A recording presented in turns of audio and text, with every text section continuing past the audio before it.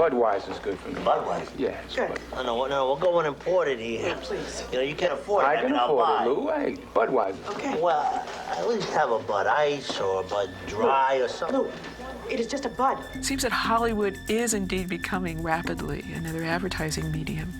Is there a Dunkin' Donuts in this town?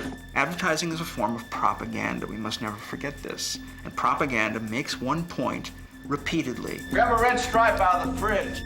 Repeatedly. Could I have 2 extra strength Tylenol and a glass of water, please? Repeatedly. Is it true that you lost your Pepsi endorsement? When you look at the way movies are made today, you almost should be in the aisles of a supermarket. They're so closely connected to selling products. See that Coke can on top of the alien craft? When advertising and marketing are the defining logic of an age, it affects everything, including the movies.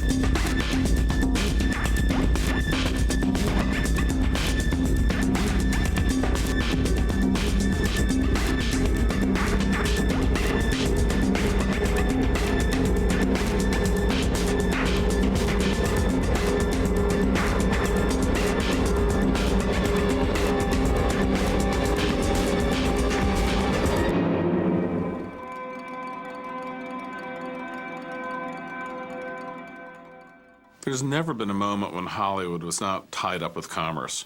From the very moment that Thomas Edison invented the technology, the movies have always been organized as a profit-making venture, so we shouldn't be idealizing any sort of golden age when film was some pure, untainted art form. But having said that, nonetheless, in the last 30 years, there's really been an institutional shift that's integrated movie making into the much broader industries of marketing, advertising, and selling products. I call this shift hyper-commercialism. And what I mean by that is simply that the whole process of selling and promoting, commercializing, has permeated every nanosecond, every pore of our culture. So advertisers are looking for any place that is not already cluttered with other people's messages, and the movies are perfect for that. You know, there's a fairly long history of these kinds of placements. Back in the 1950s, for example, the De Beers Company used to bribe scriptwriters to prominently place discussions of diamonds as engagement rings into the dialogue of Hollywood films. Here's your engagement present, darling. Oh, Jeffrey, it's beautiful. Early placements were mostly informal arrangements, and they really weren't that frequent. What's changed now is that far from being any sort of exception, they've gone to almost being the rule in Hollywood. In fact, today there's a whole new industry with its own trade association whose primary role is to broker deals between the advertisers on one hand and the movie producers on the other hand. These companies boast, in fact, that they've got a finger on every active script in Hollywood. An early revelatory moment here in how effective movies could be as a sales vehicle was, interestingly, the movie Dirty Harry. Ian, this is a 44 Magnum, the most powerful handgun in the world, and would blow your head clean off. Now, this was a gun that was not selling particularly well, but after Dirty Harry came out, the sales of the 44 Magnum went through the roof. And this, I think, caused light bulbs to go off in producers' heads when they realized that a movie could actually be an incredibly effective vehicle for selling a product. When you have Reese's Pieces being the thing that lures E.T. along, well, the sales of Reese's Pieces went through the roof. I mean, how cool did Tom Cruise look in those Ray-Bans in Risky Business? And after that, everybody wanted Ray-Bans. Why has this happened? Well, primarily because advertisers are always looking for some way to get a controlled environment where audiences can't escape the ads by zapping them or ignoring them. And film producers like it because they can get money to make their films. But if you're a fan of movies, the question we have to ask is, what does this do to the process of movie making? Placement is just one example, and a really flagrant example of a kind of overpowering commercialism that has come to distort the whole filmmaking process.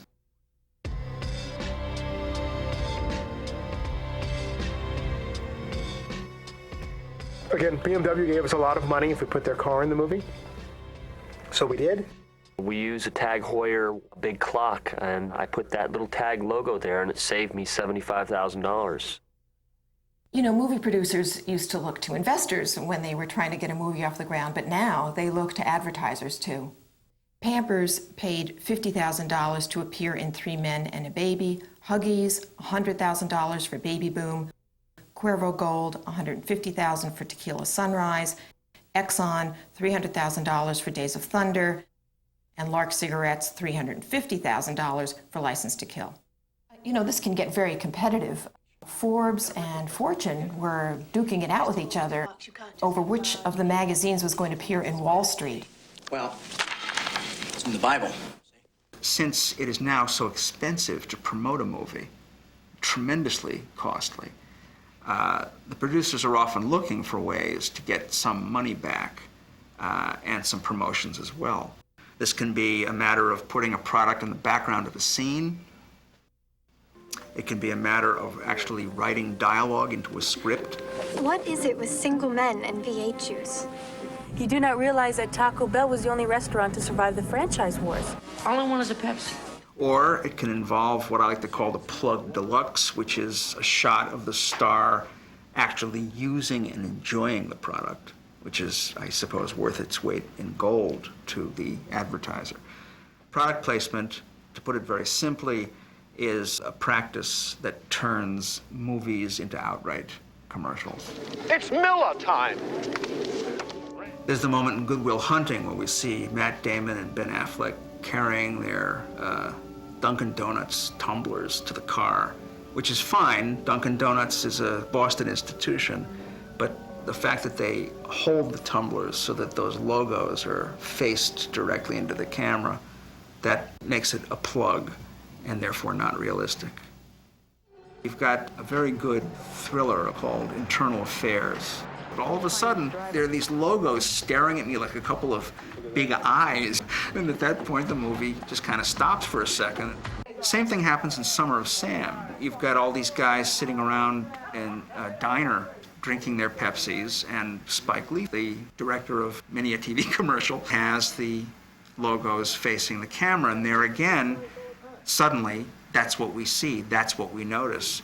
It upstages everybody. There's a particularly rich example of concentrated placement from the mid-'80s when Columbia Pictures was purchased by Coca-Cola. And they started writing whole scenes into movies that were about Coke. For example, there's the John Candy comedy, Who's Harry Crumb? Cherry? No fruit, thank you. Really pointless, but striking as an example of utterly gratuitous product placement. Coke? No, thank you. Mix them together, you get a cherry Coke. We see the Cola Wars coming to the movies in a film called Missing, which is produced by Columbia, which was owned by Coca-Cola.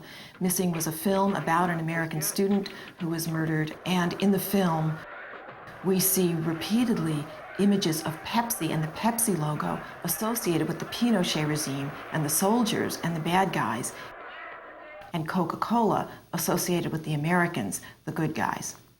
A la vida. Olive. To life. We all know through the strategic placement of products that advertisers colonize space, all kinds of space. But we don't necessarily think about the way in which advertisers colonize time. And by time, I mean history, our notions of the past, our notions of the future, so that we see a product in a film that's allegedly about the 1950s, and it gives that product an inevitability, as if it was always there. I guess I'll have a salad and an Evian water. Or we see the same product in the future, in a futuristic movie, as if it's always going to be there.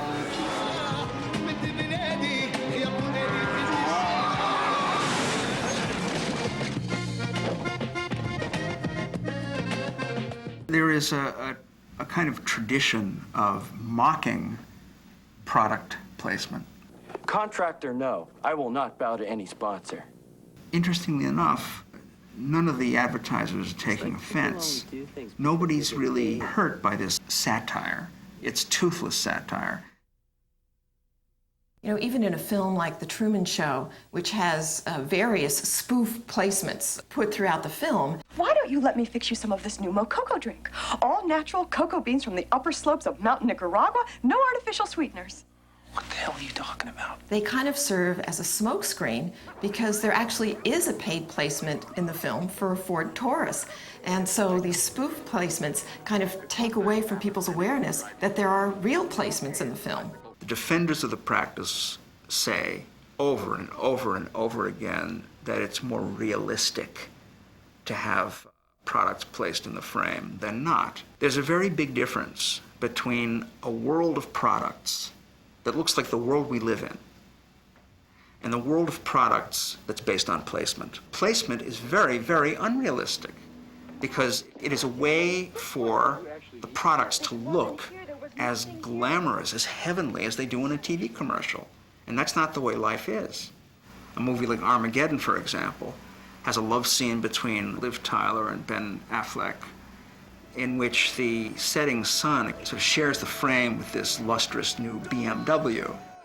And we also see him cutely walking animal crackers over her luscious body. Well, that's something you see in advertising all the time, is the sexual allure gets kind of deflected onto this thing you eat or drink.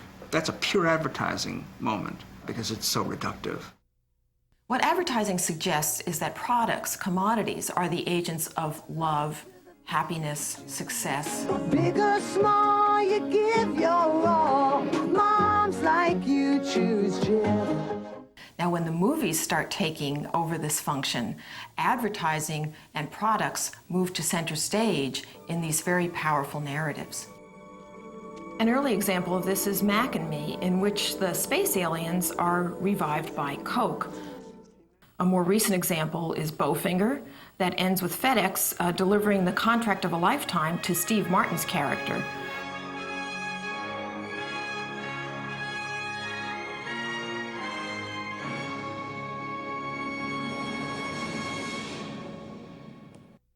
And it's not just scenes. Products now actually provide the emotional core of films.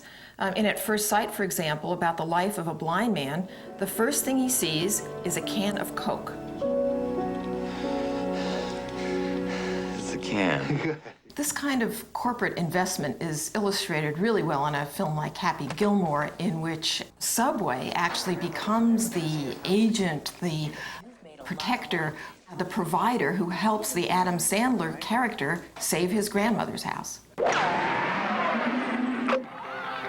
Talk about a hole-in-one. Subway sandwiches will drive away your hunger. That commercial put us up to $275,000. Let's go get your house back. You can see how this is changing the way movies are conceived by looking at films from different time periods. You've Got Mail is at the end of a long tradition of really great movies from Hollywood. A lot of the Spencer Tracy and Katharine Hepburn comedies, movies like The Awful Truth, His Girl Friday. They're genuinely witty, and they're about something. You know, they're about a kind of romantic tug-of-war.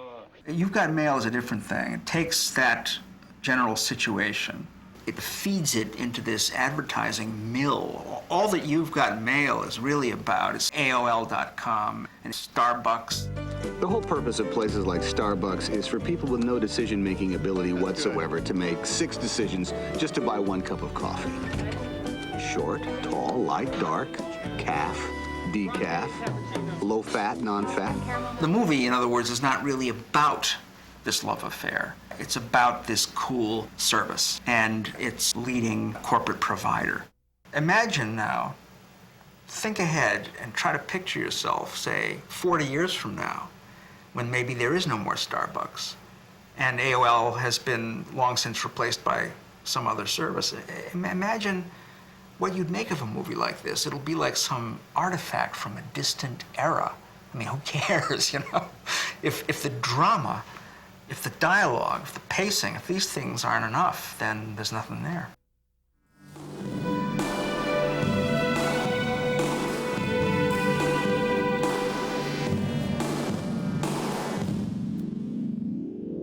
Spaceballs the t-shirt. Spaceballs the coloring book. Spaceballs the lunchbox. Spaceballs the breakfast cereal. Spaceballs the flamethrower. You know, sometimes you'll hear people say, hey, what's the big deal about all this product placement? I mean, we have had movies like Breakfast at Tiffany's 40 years ago that had a brand name right in the title. But there's a huge difference, and the difference is simply this. We live in a commercial society. If you're going to do fiction, do films on the society, you're going to have commercial names in it. But back then, it was just went with the flow. You had to have a store. Tiffany's didn't make any money off it. Today, it's a whole industry where firms are making a pile of money. And this is where it's really crucial. It's become almost impossible to think of making a big Hollywood movie divorced from the broader strategies of marketing consumer goods. Movies are generally integrated into marketing through three basic approaches: cross-promotions, merchandising, and tie-ins, and often these three overlap. Cross-promotion is a deal in which a product is placed in a particular movie, and in the advertising for the product, the movie is mentioned. Why did you stop? I was just admiring your hiney. You've got a film like, for example, The Faculty, which had its trailer directed by Tommy Hilfiger, who also designed all the clothes that the characters in the film wear. You've got the Mod Squad. You got all the characters wearing Levi's, and then you've got Levi commercials that are clips from the film that stop the action and highlight the fact that they're wearing Levi's. Another good example is Tomorrow Never Dies, which was really just all about cross-promotion. This looks familiar. One of the most important criteria right now, in addition to whether a film will sell tickets or be a popular film, that a studio has to consider is how much other stuff you can sell as a result of the movie. Mugs, T-shirts, other products. It's become so important, in fact, that oftentimes with big films, you make more money from the other product sales than you do from ticket sales and just interest in the movie itself. The point of merchandising is profit, but it's profit from a very cost-efficient point of view. And that is, you can take one central product, you can invest a tremendous amount of money in it, and then you can break that product into material to feed into every other segment of the company. So a movie is no longer just a movie. It's the book, the comic book, the soundtracks, the licensing ventures, and whatever else this particular company happens to be involved in. Characters are created because they're, in Hollywood's terms, particularly toyetic. They lend themselves to toys, to become toys.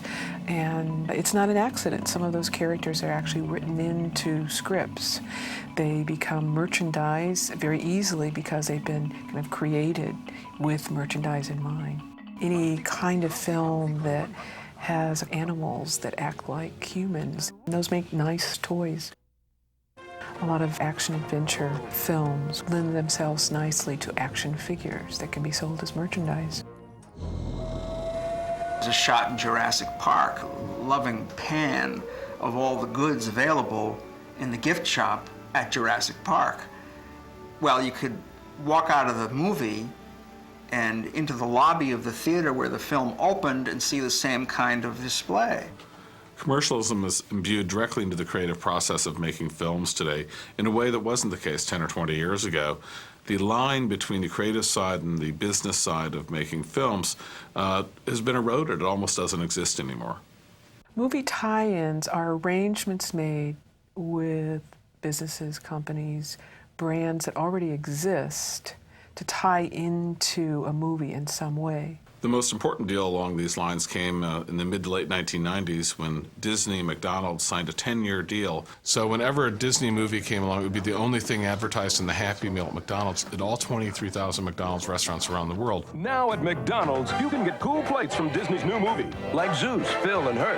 $1.99 more when you get a Happy Meal. So it's an enormous boost for Disney. Every time they have a kids movie, it gets the entire McDonald's crowd knowing about it and their Happy Meal, and some people think of the Disney movie and they think of McDonald's at the same time. And the trade press has even called them McDisney, to give some sense of how closely joined at the hip they are.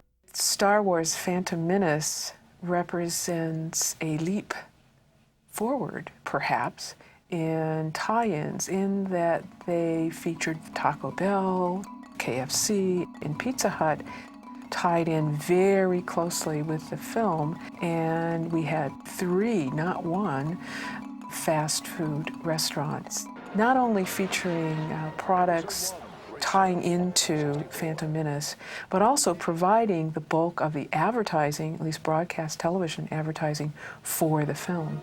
In theaters across the country, you can see the most famous heroes in the galaxy.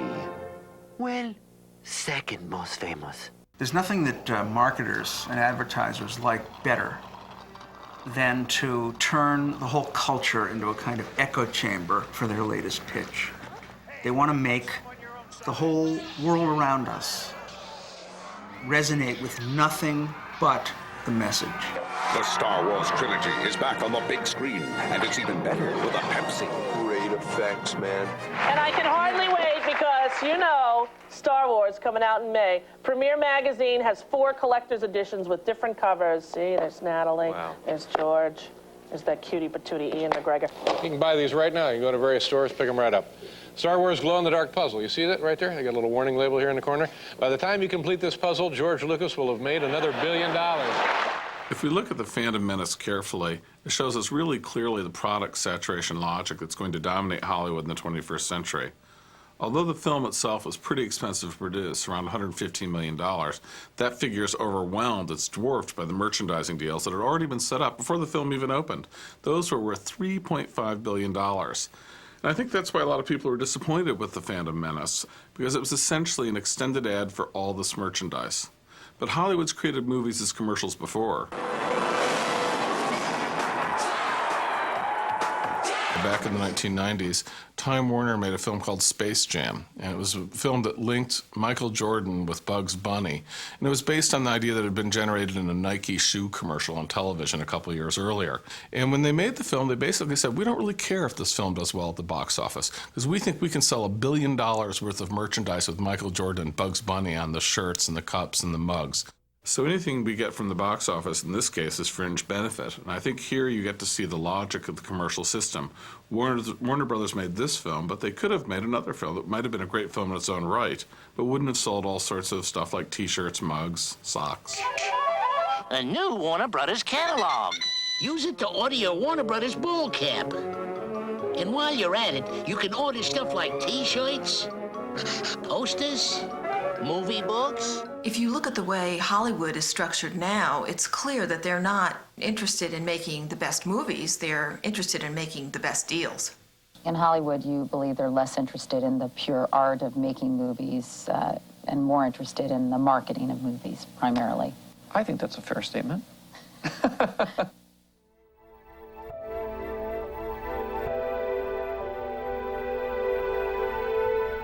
This new structure of selling in Hollywood did not arise by accident. This is the result of new institutional structures in Hollywood, many of them made possible by these huge mega mergers. The deal will create a company with a major television network, a movie production studio, vast holdings in cable television, the largest outdoor advertising company, and assets that will rival other media moguls like Time Warner and Rupert Murdoch's News Corporation. And in the process, we will create an $80 billion giant. One of the things to keep in mind when one goes to see a film at a theater, that it probably has been produced and distributed by a company that also owns television network, music companies, theme parks, lots of other kinds of media activities. So why has this happened? What's the logic here? Well, the reason is that these companies discovered they can be much more profitable if they're conglomerates. In fact, they can't even survive unless they're conglomerates. So what we've seen in the past 2 decades is the number of media firms has shrunk from over 20 to less than 10 dominant media firms in the U.S. Take Time Warner, the largest media company in the world. You know, it's one of the top 3 or 4 film companies. It has more cable channels than anyone in the United States. It's a major book publisher. It's one of the largest music companies in the United States, the largest magazine company in the United States. And this is what's happened. The largest firms have become conglomerates. I think the Disney company is a good example to use to understand the concept of synergy. From magical movies to unforgettable adventures, from the thrill of the theater to the comfort of your home, you can always count on something new and exciting from Disney. Here we have a company that begins to think about a film, But at the same time, they think about the kind of merchandise that can accompany that film. They think about the kind of theme park ride that can be produced from that film. They think about how it can be promoted across all of their other media outlets. So you've got a film like The Lion King, made by Disney in 1994. It was one of the great animated films in Hollywood history. It did something like $800 million in global box office. Now Disney, the film company, gets to keep about half that. The other half goes to the film theaters. So they have $300 or $400 million in their revenues. You know how much profit Disney made? They made over $1 billion in pure profit from The Lion King. Well, how do you get $1 billion in profit out of $300 million in revenue? That's some pretty funny math, right? Well, then you stop and you consider what Disney can do with The Lion King. It can make a TV show for its Disney Channel or for its ABC television network. It can make Lion King rides for its Disneyland and Disney World and Euro Disney amusement parks. It has created 200 Lion King products that it can sell in its 660 Disney stores. CD-ROMs, it can make spin-off comic books, soundtracks. The possibilities are endless. So what this means is very simple. This is where it's important. If you only make animated films and do nothing else, your margin for error is a lot less, your risk is much greater. I mean, you're out there on a high wire, and if your film bombs, you're dead. Disney, on the other hand, they're out there. Even if their film doesn't do well at the box office, they can make $500 million doing all that other stuff. One example of how difficult it can be for new content providers to break in to this kind of field and succeed is DreamWorks SKG, which features 3 of the richest and possibly most creative and talented people in Hollywood, Spielberg, Katzenberg, and Geffen. But DreamWorks SKG is not part of one of these multimedia conglomerates, so it doesn't have the structure to advertise and promote. The best example came in the fall of 1998 when DreamWorks released its much acclaimed film, The Prince of Egypt. But it didn't do very well at the box office. At the same time, the Rugrats movie, released by Viacom, which owns Nickelodeon and Paramount, was released. It did extremely well at the box office. And if you put the two together, The Prince of Egypt was a much more impressive film. It should have done better, you'd think, on surface. But what advantage did the Viacom film Rugrats movie have? Well, the Rugrats movie, made by Paramount, could be pumped and promoted incessantly on Nickelodeon, the TV network owned by Viacom. It could be pumped and promoted even on MTV, which is owned by Viacom. It was pumped and promoted repeatedly on Entertainment Tonight, the TV show produced by Paramount Television. In short, it had massive publicity that the Viacom corporate machine could throw into gear to pump up an audience and prepare it for this movie. And it worked, and made a fortune on this movie that didn't cost very much to produce. DreamWorks, on the other hand, if they want to compete with that movie, what do they have to do? They've got to buy ads. They've got to pay money, because they don't own TV stations. They don't own cable networks. They don't produce TV shows that are carried across the country. And they couldn't afford to do that. That would come out of their bottom line. And that it's now seen that's the primary reason that film did not become a smash hit at the box office. It didn't have that sort of promotional muscle behind it. And as the media industries tend more and more to be owned by, the same huge few corporations, so that the news divisions, too, are part of the same system. You tend more and more to get news items, big news stories that are really nothing more than journalistic echoes of the latest hype or product from the entertainment side of the business. So you get, for example, Time magazine devoting a cover story to the phenomenon of tornadoes. And I don't think it's entirely accidental that the cover of that issue bears a striking resemblance, visually, compositionally, to the poster for the movie Twister. It came out just before that issue appeared, and which is a Warner Brothers film. See, same parent company, Time Warner, owns the magazine and the movie studio, so why not? Why not use the magazine's journalistic resources to intensify, to ground the hype? The great meltdown of the media, the fact that all the culture industries are basically owned by the same huge concerns, has had disastrous effects on what used to be known as film criticism, film reviewing. Well, now, most film reviewers work for one or another of the same companies that make the movies.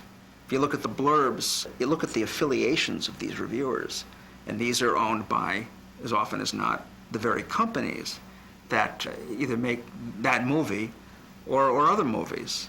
And even if it's not the same company, they're all engaged in the same enterprise, which is promotional. You know, you can't be a critic and a promoter at the same time.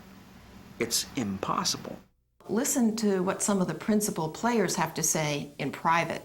Michael Eisner, the CEO of Disney, said in a memo, and I quote, "We have no obligation to make history. We have no obligation to make art. We have no obligation to make a statement. To make money is our only objective." The greater the degree to which things are concentrated in huge multinational corporations, the more things that aren't guaranteed to produce $100 million profits will be marginalized and wiped out and ironed out and homogenized, you know, and that's the curse of living in a culture that's dominated by the marketplace.